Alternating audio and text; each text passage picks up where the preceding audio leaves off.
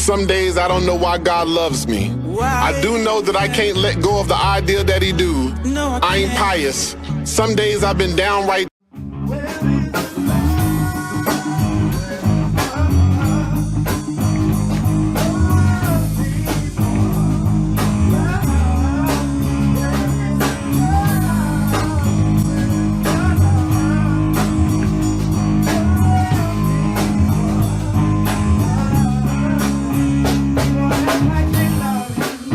Courage and the boldness that you gain after speaking affirmations over yourself. The more you hear it, the more you believe that it's true. And welcome to Premier Fitness. I'm Gene Williams, your yoga instructor, and I'm here to tell you about the benefits of yoga.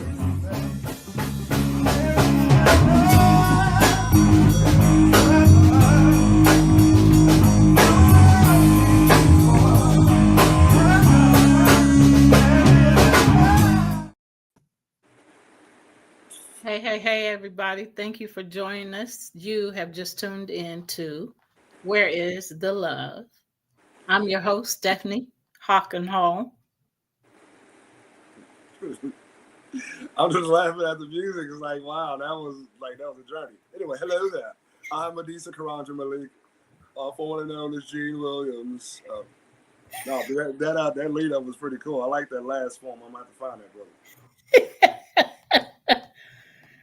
Mark, I don't think we're on YouTube. I don't see it. We are. Okay. All right. So thank you for joining us. We're talking about inner child work. We've been talking about inner child work. It's very important because we have issues and things from our childhood that was never dealt with. Some things were never dealt with. And we can't keep pushing them aside and saying, it's all right. It happened when I was a kid, blah, blah, blah, when it really does hurt. That's just like that idiom, sticks and stones may break my bones, but words may never hurt me. That's a lie. Lies, lies, lies. Sticks and stones. Words do hurt. Yeah. Words hurt. So stuff that happened to us as children, even as adults, things that happen to us that hurt us do hurt. We can't keep ignoring and acting like stuff don't hurt. Who are we really fooling? Right. Right. Exactly. You want to ask? Right. I was gonna say no one if they know what's going on. And what I love about this time in our society and our culture, that now we have the vocabulary to discuss things like inner child work and shadow work and trauma and narcissism, narcissistic personality disorder, and just all of those things. We didn't have, when you were growing up and when I was growing up, we didn't have that information, not in mass. So just even knowing that there's a such thing called inner child work, we all have childhood trauma. Yep. I mean, that's just part of growing. You're gonna have things that happen that jar you. So right. It's a beautiful thing to have the vocabulary and the tools now to just help people heal and see, okay, yeah, this happened, but I don't have to allow this to define me. Right. At all. So you know how they say when you know better, you do better.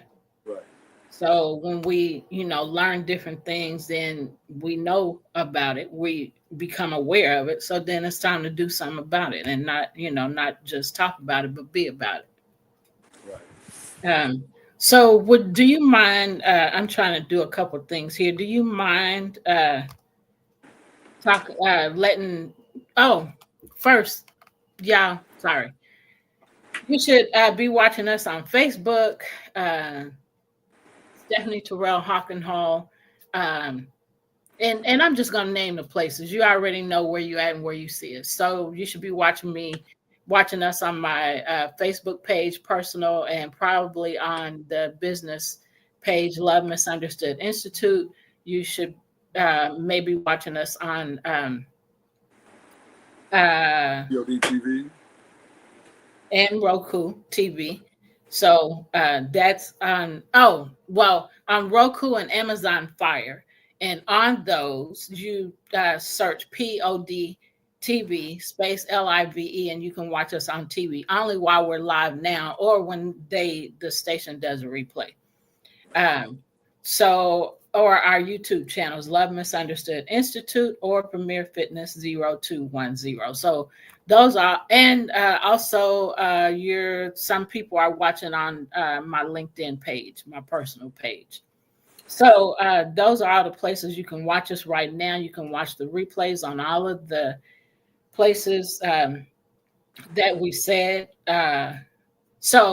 Except for TV, you can't watch the replay on TV until they replay it. Okay. So Jean is going to tell us about, remind us of what was on our last show. So if you missed episode 115, you can go back to it after he tells you what's there. And then we'll go into episode 116, which is this episode. Yeah, wow, 116. That's crazy. Yeah. All right, so on episode 115, we started talking about inner child work. So where can you start with inner child work? You can't go back and change the past, but we can loosen the grip the past has on us. Here are some ways that you can start the healing process. First and foremost, listen to yourself. You know, when you feel a trigger or something like that, pay attention to it. Acknowledge it, write it down, and start to deep dive into it. Number two is meditate. Meditation. People often think that meditation is just shutting your mind off, and actually it's quite the opposite.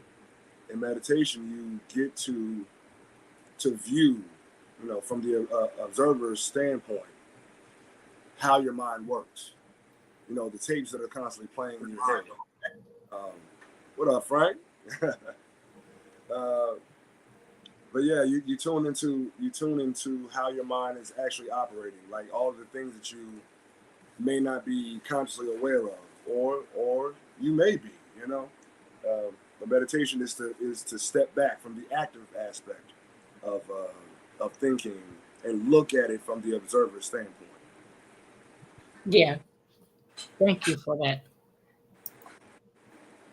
So, where were you? You can go ahead so I can catch up. All right. So we're going to start this episode with number 3. Build a new set of caregivers. So let's put this out there. No one's parents are perfect.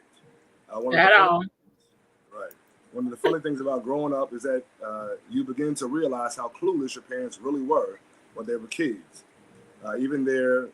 Even when they've done the best they can, we hold a few grudges against people that we grew up with. You can't go back and say the right things to yourself to make it all better, but you can practice self-care and compassion right now. Decide to be your own parent. Give yourself a hug, so to speak. When you feel your inner wounded child getting upset, step in the way you wish someone else would have when you were young. Man, so it's like, yeah, just literally going back. And you know, this is kind of a sideways step from this, but there's a mindset that when you go back to that wounded child, it's like you're time traveling. You know, you're going back in time to heal. And in some visualizations, they say that, you know, you go back and you talk to that child version of yourself as the adult that you are right now, who has more information and that can be there to support their inner child. So yeah, and again, being your own parent, you know, realizing that, you know, like you know, you were what, 17 when you had me? 18. You were still a child. You know what I mean? Yeah. You know. So, you know, and it's like even me, I was older, you know, when I had my first child, but still, like, I was clueless. I didn't know anything, you know, and I did my best as all, well, not all, not all, but you know, those who are trying to be conscious and try to break generational curses, you become more cognizant of how your actions and the environment around children affects them as they become adults. Yeah. So understand that we all got issues.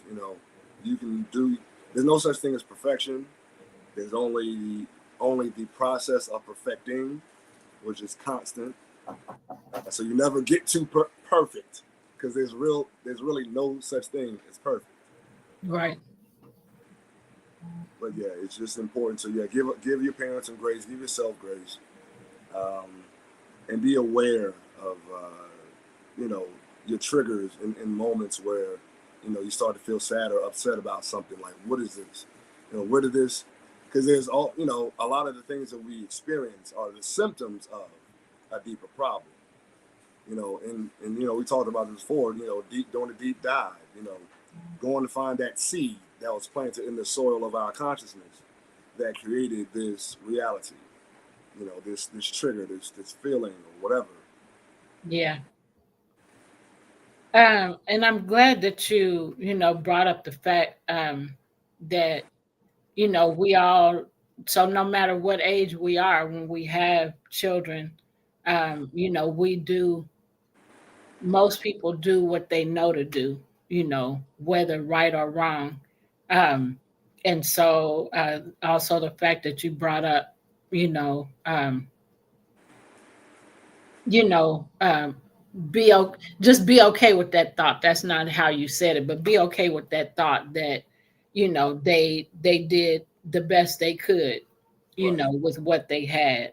Um, because that's all we can do. Some, do worse, don't even try, they have kids for the wrong reasons, and don't try to do the right things, or don't even try to think, in a right way. They just, are basically existing, and going about it, in ways that aren't healthy for them or the kids. But we want to move forward with this.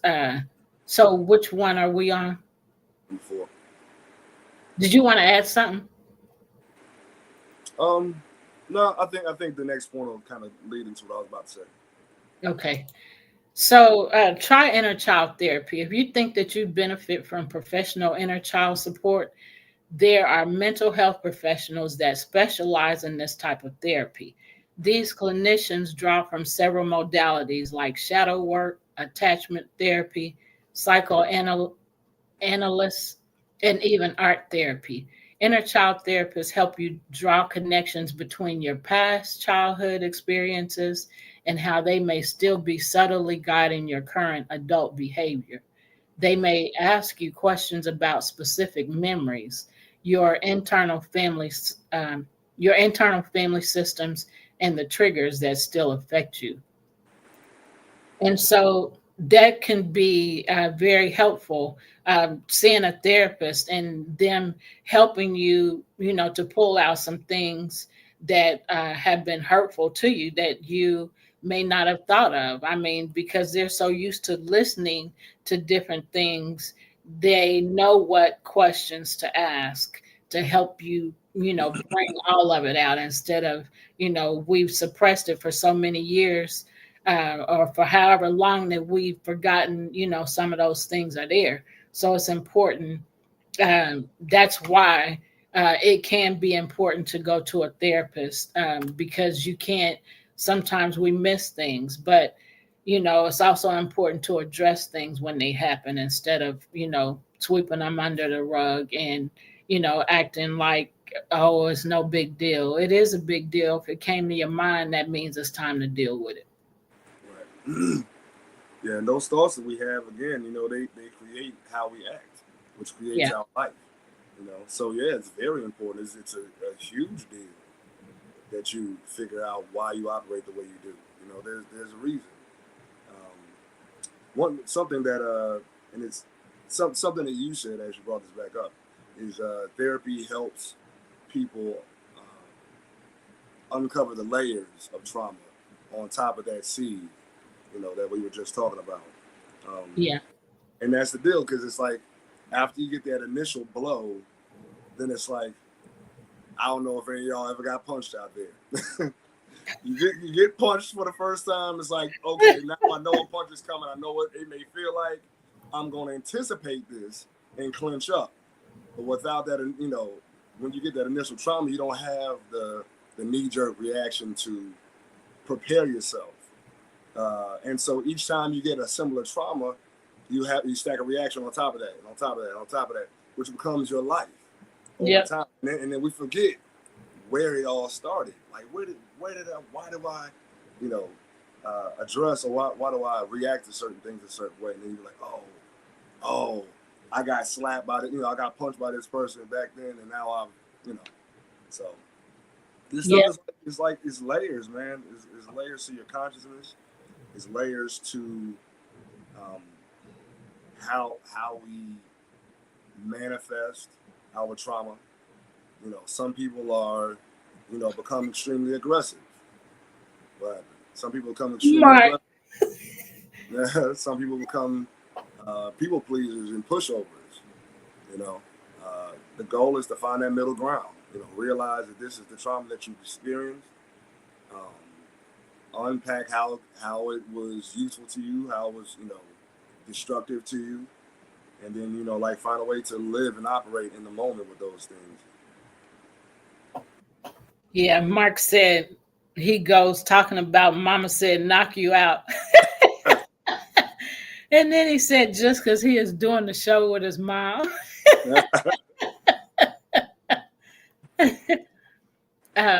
So number 5. Yes.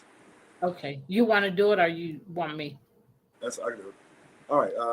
Number 5 is reimagine your childhood. Many types of inner child work start with a guided meditation.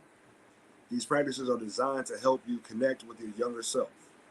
Visualization techniques are proven to help you improve performance and your ability to handle stress. It's kind of what I was talking about. When dealing with past trauma, you may want to work with a therapist, who is trained in eye movement desensitization and reprocessing, or EMDR therapy. This lady knows a lot about that. These therapists can guide you through reliving past experiences in small bites to help you recontextualize the trauma. This can be especially helpful when recalling your experiences and triggers or PTSD. So I want to add something. So when we, and I feel like it's repetitive to what we already been saying, but when things come up,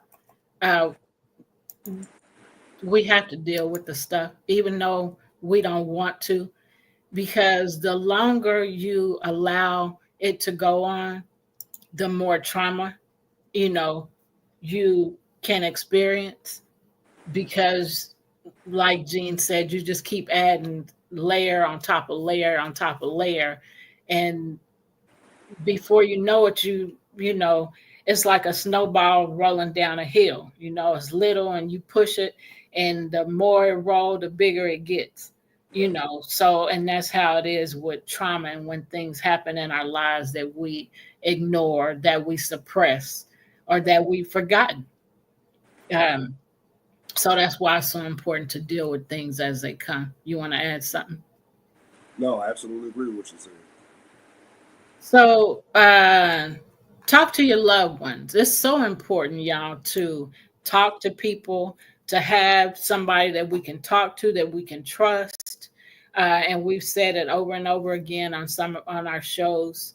988, if you don't feel like you trust nobody, a physical person that then call 988. You can't see them, you don't know them, and just talk to them, so that you're getting it out. And then I have to put in a plug for Building Bridges KC. We're mental health therapists. There's psychologists. They have a group of people that can help you with whatever it is you need help with. And all you have to do is go to the website, buildingbridgeskc.org, choose your Mark, and choose your mental health coach choose your therapist, choose the psychologist, choose whoever it is you want, and go ahead and see them. That's not free, but it is. Maybe it might help you feel a little better because you're in person, or doing it via Zoom. Um, so you can do it however you want. Do it in person or you can do it on Zoom, but you can meet with that person and talk to that person and actually look at that person. So, but like I said, that's not free. You have to pay for it. And once you get on there and you pick who you want to see, who you want to work with, then you see the prices and you can pay for it then and then set up your appointment. Otherwise, 988, you don't see them. All you do is hear their voice. So there is help. So there's no reason to not talk to anybody about what you're feeling. People commit suicide, some homicide, because they feel like they don't have anybody they can talk to or trust. And so those are two places that we recommend that you um, get somebody to talk to. If you, like I said, if you don't know a physical person that you trust. Mark said, how do people repress their feelings? Some bury their feelings in the bottle or in other habits. That's true. Gene, you want to address that? Yeah, for sure. So yeah, I mean, we all have different types of addiction. You know, there's drinking, there's smoking, there's sex, there's you know uh, things that are risky. I would say Gambling.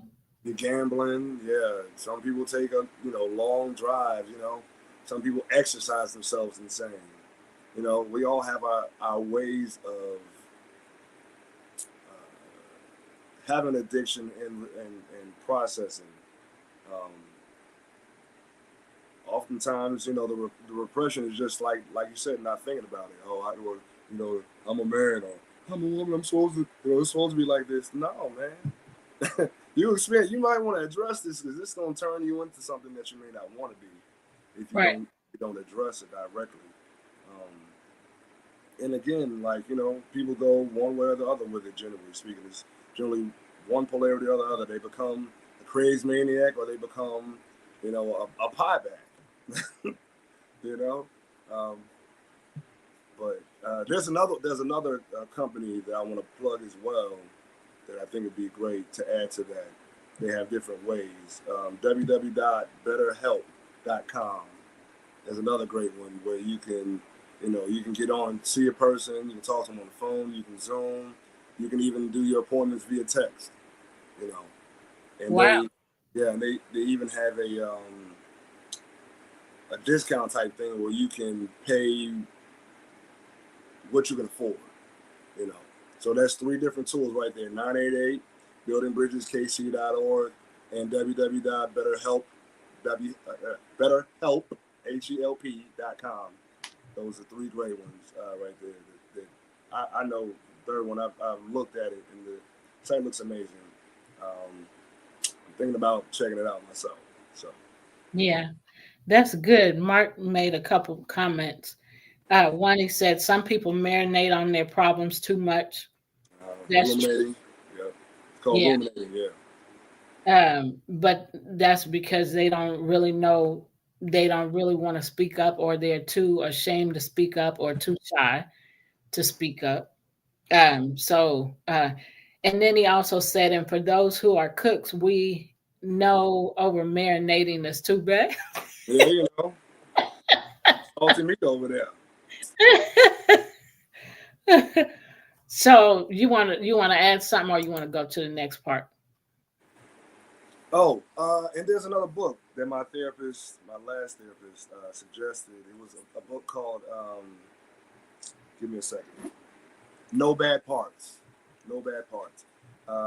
Something, what is it that reminded me of that? Breaking down family systems, understanding like the dynamics of your family. And there's a whole system of therapy based around internal family systems called IFS, that he ran me through with that book.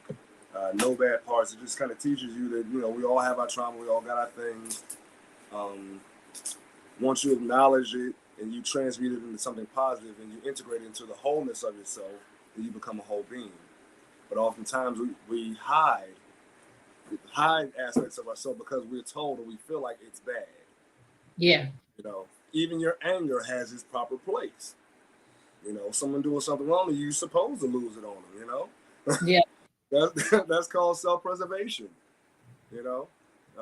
There's a part of you that needs to be soft and accepting, but not all the time that you get so much that you get ran over, So it's always about finding that balance as opposed to polarity.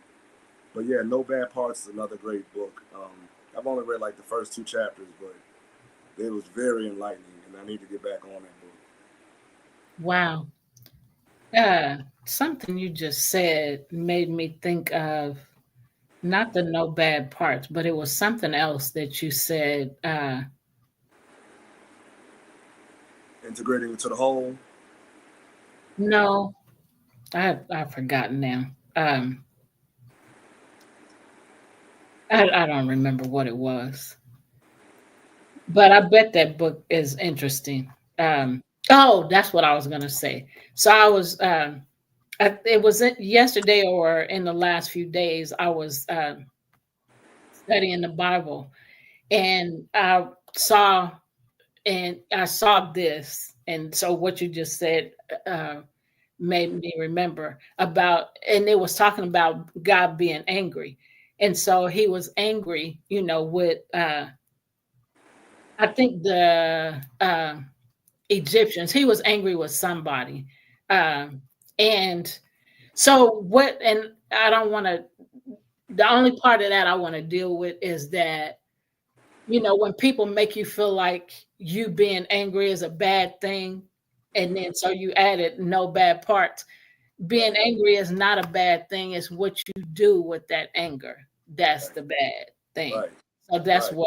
what all of that you just said made me think of. So I just wanted to add that, not to get too into that, but that's what it reminded me of. Yeah, no, I mean, emotions are emotions, and it's about dealing with them and dealing with them in the proper way.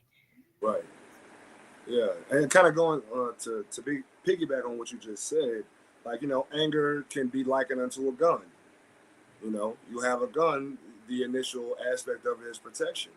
Yeah. But the saying is, guns don't kill people. People kill people. Yeah. So it's what you do with that is what you do with the tool that you have. Anger is a tool of expression. Yep. It's in motion. Now you can express it righteously by protecting yourself and those that you love, or you could exercise it destructively by just attacking people because you're angry, and you don't know how to process in a mature, constructive fashion how to utilize that tool. So now that tool is being used not only against the person that you're using it against, but also yourself karmically, and in a process of reciprocity. Everything that you do comes back to you. Yep. And no matter how much you think it won't come back to you, it will. So, and then it makes me think of another another scripture where it's talking about, and it was Haman in the book of Ruth, and so he was digging a hole for, I think, Mordecai, and anyway, Haman ended up falling in the hole that he dug for, I think it was for Mordecai that he.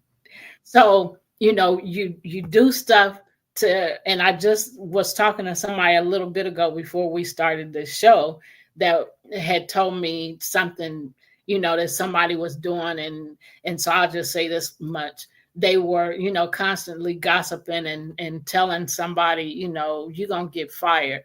That person is wanting to fire you. And so now that person is gone.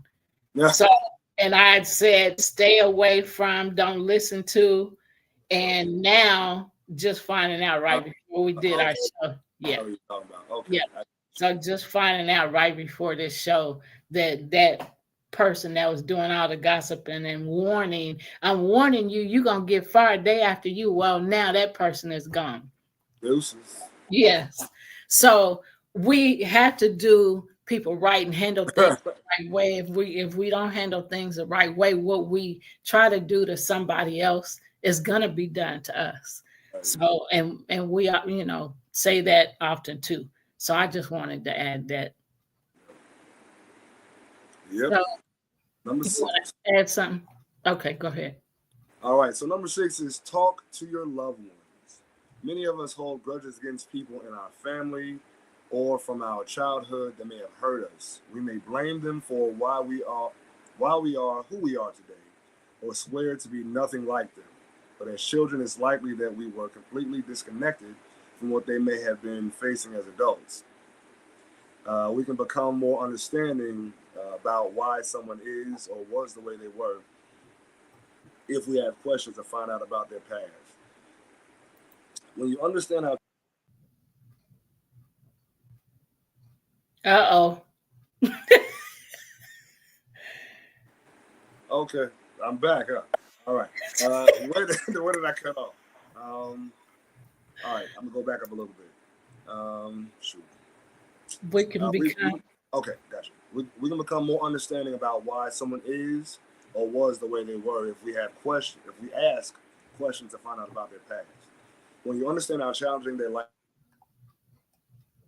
has been, it makes you much more understanding and compassionate. You can then choose to give them mercy. Someone else's struggles don't justify abuse, but seeing your interactions with them from another perspective can help provide closure for yourself. Hey, there we go.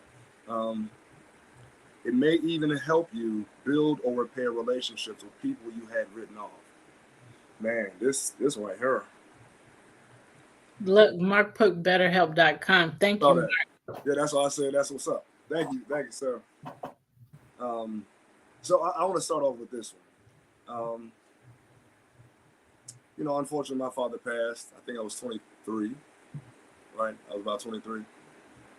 I'd have to count. I know it was 2018. 18? You sure? No, 2000. I'm sorry, 2003. Okay, right. Sorry, I don't know what I was thinking about. I was like, yeah, it was December, because it was December 18th, 18, and that's what I have in mind. So it was, it was 2003. So stop doing stuff on December 18th. Not because of that, but never will again. Never will again. I run from that day. So y'all, what I'm talking about. So y'all don't think, okay, I'm doing his daddy. No, I'm not. No, some bad things started happening on December 18th after that. And so that's what I'm referring to, not the fact that his father passed away on that day. Yeah. So go ahead. Nah, but so... Oh, yeah. So I really wish that he and I had the opportunity to talk. I mean, we did a little bit. He came to me, and he was like, "Hey, it's your dad." I'm like, "No, you don't deserve to call yourself my dad. You weren't around to be my father." You know what I mean? I told him that my stepfather has been here for me, and he and I don't have the best of relationships. He's been here, you have not. But it's like he treated me crazy a lot of my life, and it doesn't justify his treatment, but I judge that the reason why he treated me like that is because he grew up probably going through some of the same stuff I experienced, and he was told not to speak on it, and that was the culture at the time. You don't speak on abuse. Yep. But it doesn't justify the actions. However, like the thing said, when you realize what they have experienced themselves, it gives you the perspective and the ability to give them grace and mercy and compassion. Yeah, and compassion, exactly right, and empathy. Yep. They went through these too. You know what I mean? Yep. I can imagine that, I know you as a parent, know how, like, where you were when you did XYZ, and then how, like, it may have been taken by your children. Like, Keisha and I may see the same situation totally different, and we do on a lot of points. Yeah. And I can imagine that my children, Gianna and Adrian, I know what I did from my perspective, but how they saw it, you know what I mean? Yeah. So, and like I said, so the biggest thing is to talk to the people, though. That was my ultimate point of bringing Garland up. I didn't have the ability to really, or the, not the ability, but the opportunity to get to really, really talk to him about life. And I mean, again, with the culture that he grew up in, he probably wouldn't have gone too deep. He probably been on some surface stuff, And that's just what it is, At least I know. And he had an understanding. The one thing I am glad to say is that he had an understanding that I had an issue with the way he treated me from me. Straight. Yeah. He knew that, and then unfortunately, I think it was like 3 months later, he was gone. Yeah. So at least, and it was torture to find out, that he passed and the way he passed. Not long after that conversation, at first I felt badly, and I was like, well, no, I had to be honest, and I had to be authentically me in that moment, and hey, you hurt me deeply. Yeah. And I made a lot of dumb choices about relationships, romantic and otherwise, because of how you treated me. Yeah. So at least we had that understanding. So that's important.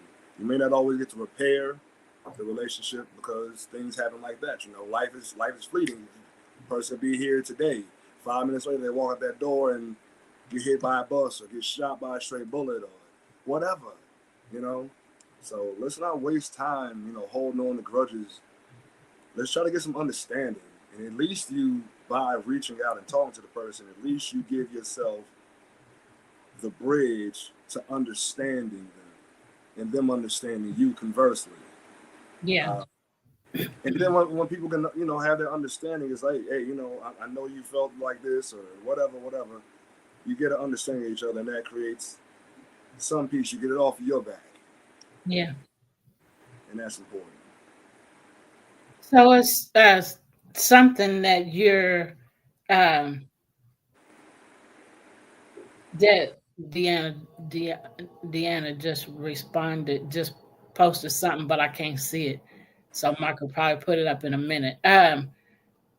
But one of the things is back and when we were born, there was, and I imagine it was worse, in the people before me and parents and stuff like that, is when we were born back during that time, we would hear a lot of what goes on in this house stays in this house.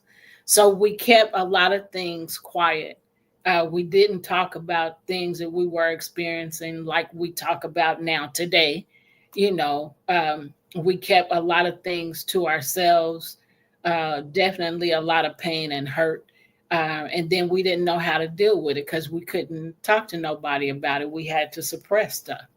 And so that was very difficult, and then as the generations, in generations after us, even after you, they are more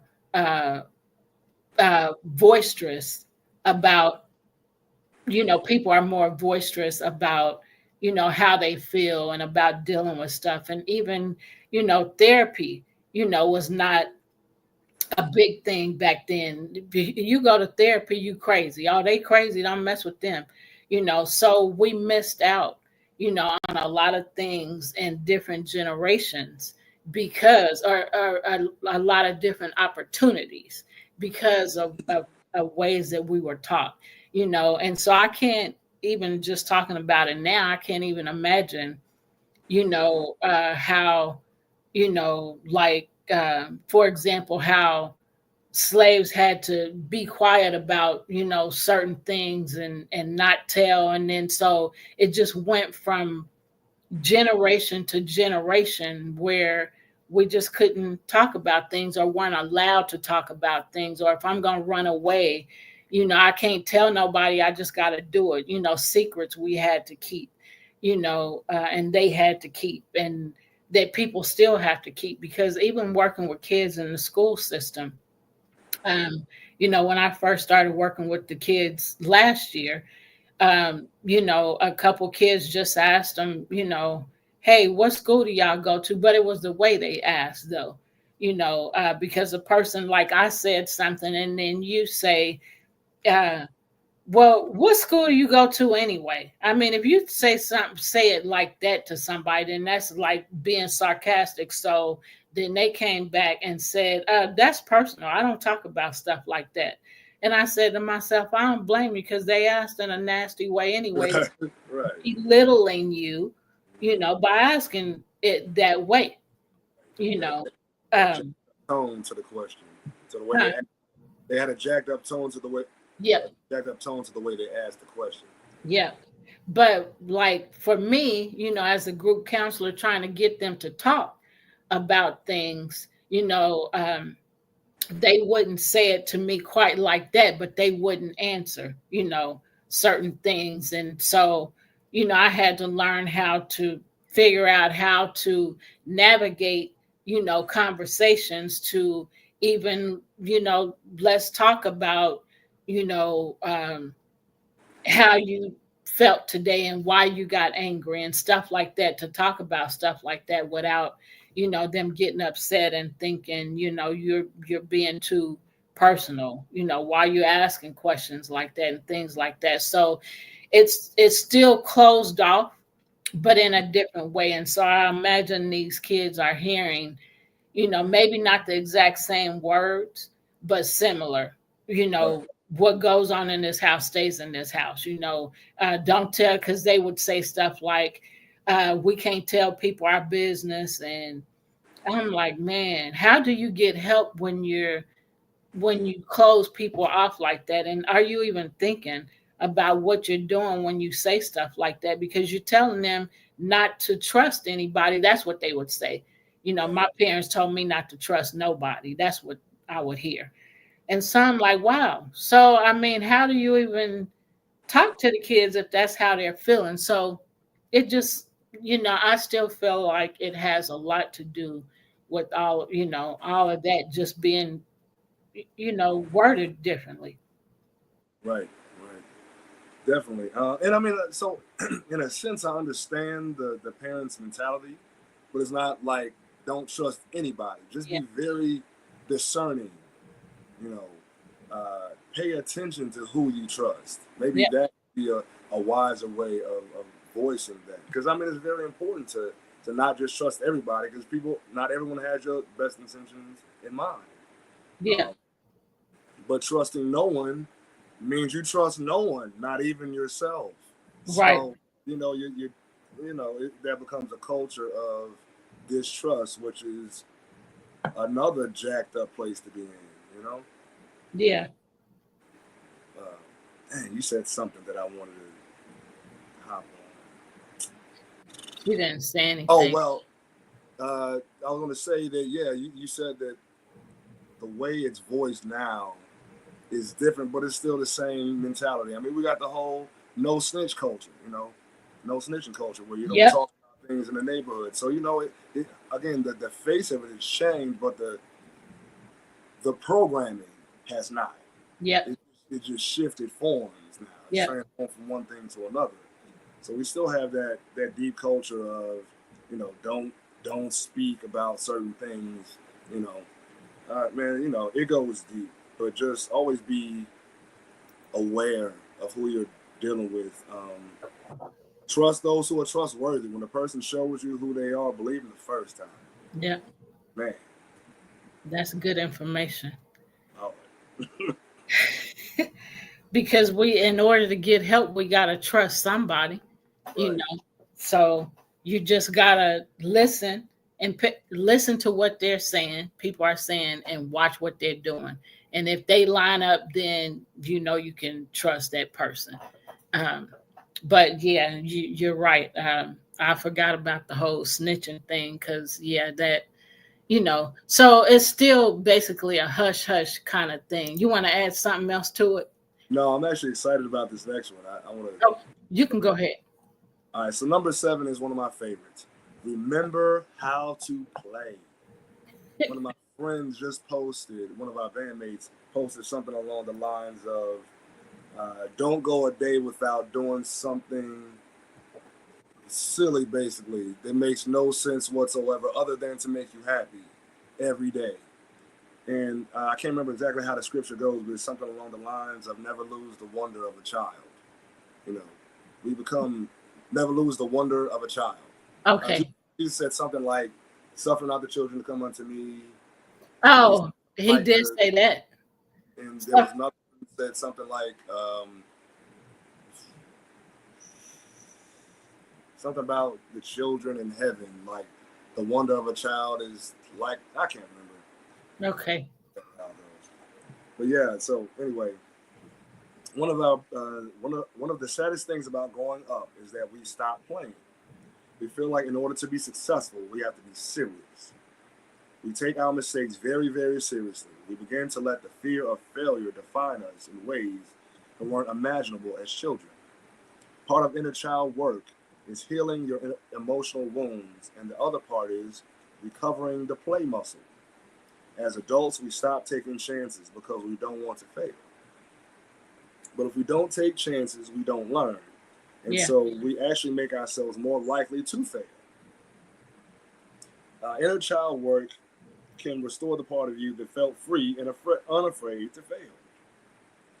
A powerful question to get yourself thinking is, what would you do if you weren't worried about what other people would think? Man. Right. It's easy to get caught up in other people's expectations, but when we do, we lose those voices.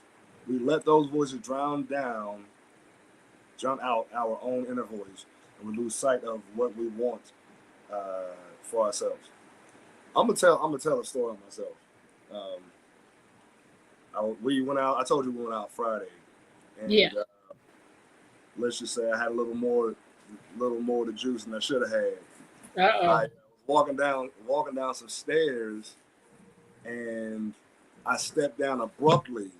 It was like kind of jarred, and I was like, I'm gonna do that again.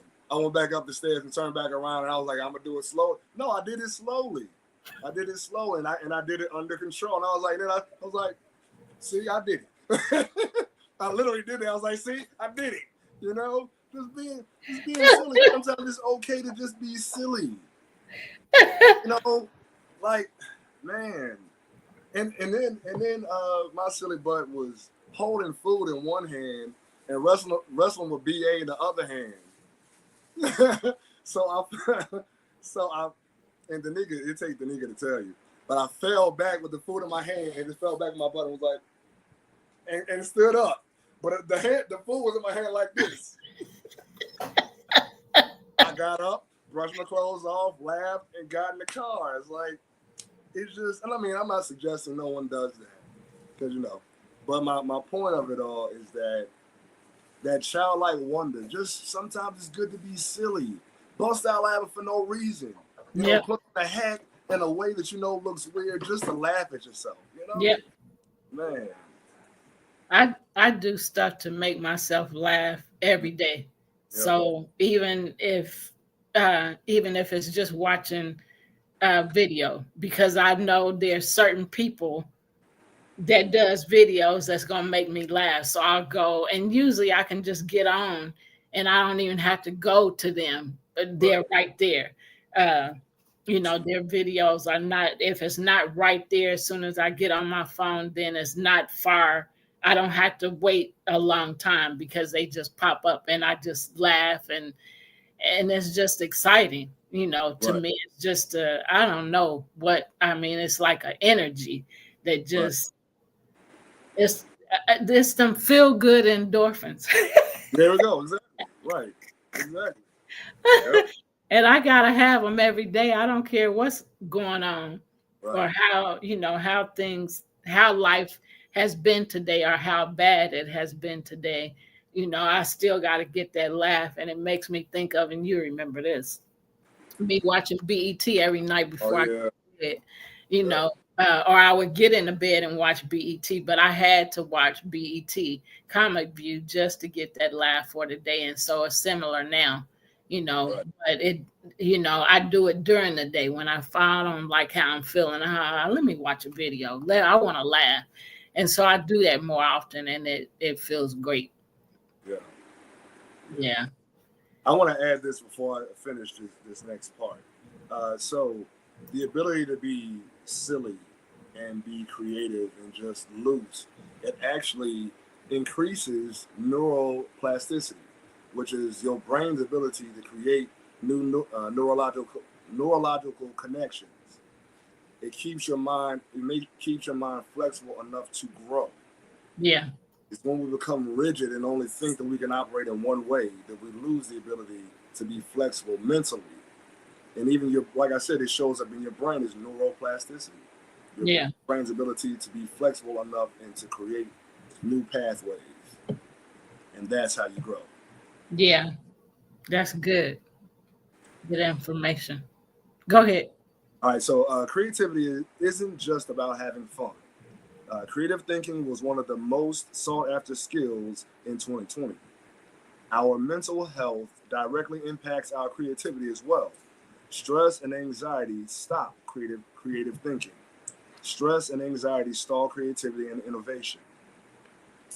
Nowadays, as we age and shoulder more responsibilities, it can feel like we have fewer creative opportunities in our lives. Moreover, stress, anxiety, overwhelm, and burnout consume the remaining space in our brain, leaving little to no room for creativity. At the heart of it, creativity is confidence. Confidence in our imagination, ideas, and the risk of creating something new.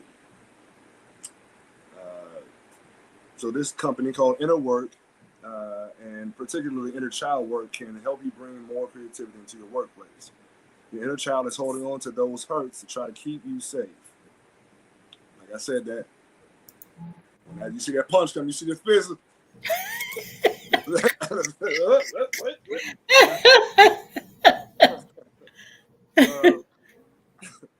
But when you feel free of fear and self-consciousness, you don't just become more innovative and daring. You become more resilient because you begin to trust your ability to overcome things that don't go your way. Man. And honestly, that's adulting.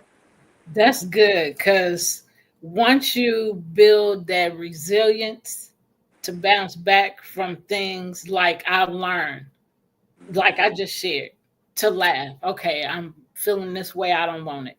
So, and I might stay there for a few minutes. It just depends on what it is before I even recognize what's happening. I'm like, okay, I have to remember I have a choice. I can stay here or move on. And my moving on is, I know laughter is going to help me feel better. So then I find something to laugh about. Right. Sometimes it may be something else, that, will be okay for a minute. But I find that laughter just does it so much quicker, and it lasts so much longer. I'm telling you, peace and joy. Ooh wee. Yep. That's all I can say. Ooh wee. Yep. I absolutely love both of them. I mean, now that I know how to enjoy them, because I didn't, all those years, I didn't know how to enjoy them. And I was thinking yesterday, I think about or earlier today, or maybe both, but about depression, um, and how. So yesterday I was looking at it, and then I think it crossed my mind again today. So remember when we were talking about depression, and and I was depressed, and and then I'm thinking, okay, well, so I was depressed, but I was thinking to the fact of having to have medication. But the point is, depression is depression, period. Right. And so I was looking at mental health. And so, of course, one of the things, is depression. Under mental health is depression. And I was like, because I have been saying, well, I haven't experienced mental health issues. But depression is part of mental health. And so Right. I was like, now I had to stop saying that Right. because now I know that's not true. Right. And so, some of our conversations, help me remember and bring back to my remembrance some things that I've forgotten or didn't realize was that, just like Right. the depression and finding out mental health. And so I was looking at scriptures where people in the Bible experience mental health. And I was like, man, Mm-hmm. okay. So I experienced depression. So that was, All right, E. part of mental health. So now I need to start letting that be known. That's part of my story. Right. Yep. Yep. Exactly. It's so powerful. Go And you ahead. made and you made it through that depressive state. And I mean, and we go, and there's a lot of things I want to say before this ends. Um, One thing is that our emotional state is fluid, like water. That's why the alchemical symbol for emotion is water. Um, it ebbs and flows. You don't have those good days. You don't have those bad days. That's just the nature of life.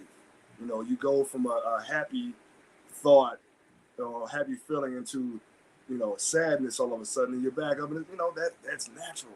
That's Yeah. actually natural. Um, and I really feel like there's a huge stigma, or even now with all the information that we have, that depression is like there's something wrong with you. Nah, we all experience it from time to time. You get depressed over things not going your way. You got a bill to pay. You're upset because you don't have the money right now. It's like, well, I'm upset because I don't have this money right now that I need. So then you start to feel badly about yourself. Well, I need to do this and that. If I do this, and then you get, what? I got this. I'm resilient. I'm strong. I'm gonna figure it out. I always figure it out. You know what I'm saying? That's Yeah. two polarities Yeah. of energy. Yeah. Um, and neither are wrong. It just is the deal is allowing yourself to get stuck in that depressive state, or consciously being like, no, I'm gonna stay here because this is safer, when I could rise up, be happy. Yeah. But that's not always it's not a good thing to always be up here either, because it's not real, it's not authentic. You're gonna have those flows, those ebbs and flows of emotions. So I think we should destigmatize depression and anxiety. Yes, it's a mental health issue, but that's part of emotions. That's Yeah. part of you know the mind's mental state. I mean, even if you look at brain waves, what did I just say? Waves, water. Yeah. Brain waves control the chemical output of your body, which control how your body shows up, or how you show up in your mind and in your actions. Understand that we have waves. Yeah. Yep. um, Going back to what you were saying about being resilient, I used to think as a kid, always see myself as a superhero. Um, so it's like I would think I'm resilient, like and so now it went from me being like a superhero, like I always thought I was Superman, but it translates to me now. What's a big affirmation I have written on our bedroom wall is I am powerful. I am powerful beyond my wildest dreams. Don't I have that written right there? Yeah, it's written around here somewhere. So yeah, but that again, that childlike wonder. You imagine yourself doing something. We visualize a lot as kids, especially me. Oh my goodness, you leave me in my room a long time, you gonna hear a whole bunch of voices and laughter and all types of stuff, man. Because no, you don't remember me playing with my toys? I would make up voices. Yeah, Yeah. that's visualization, But um, oh, you visualize yourself as something. Going back to what they were saying earlier, you visualize yourself in a certain way. You visualize yourself as strong. Then you're strong when it's time to be strong. Yeah. And you visualize yourself being weak. Then when it's time for you to be strong or weak, you're gonna pick the weak side. So we have to really reclaim our visualizations and the way we speak to ourselves. Our self talk. because it determines everything. If you see yourself as strong, you'll be that. Yeah. If you allow someone to tell you that you're weak and you believe it, something that Nana used to say to me all the time, it still sticks. I was saying it to myself as I was taking out the trash last night. I was thinking about people telling me I'm weird. And that word to me now has a different meaning. Weird to me now is a good thing because it's the weird people of the world who create the change, the evolution that we as society take to go up in consciousness. Yeah. And then also something that Nana will tell me all the time, baby, it's not about what they call you, it's about what you answer to. Yeah. You know? Yeah. And that's power. You're Yep. making a choice. You can Yep. call me crazy, you can call me weird. I'll flip that and make it a good thing. It's kind of Yep. like the N word. Yeah. And actually, that word started as, and it's not that. The way the Europeans use it in this day and age is a denigration of a word that means king or queen. I've heard you say that before. Right. They denigrated it to turn it into something negative, and then we, as a strong people, now we use this to identify each other as brothers and sisters. All depends on your perspective, because it can be used as a bad thing too, But the power of making a choice of how you view yourself, how you visualize yourself, how you show up, that's the thing. Go back and I think. Go back and reclaim parts of yourself that you pushed away to be acceptable in eyes of people who genuinely don't give about you. Yeah. And even if they do, they may try to box you in. It may not be an intentional thing, but that's what it is. And you, as a powerful being, as a powerful creator, you have the ability to say, I'm going to live up to that, or I'm going to create my own reality outside of that. You have the power. The power is yours. Yep. As Captain Planet would say. And with that being said, we're going to close. Thank you for that input. Thank y'all for joining us. We will be here. We'll have a replay next week. So we'll be back in a few weeks, but there's plenty of shows to watch. So take care. We send you peace, send you love. Take care, and bye for now.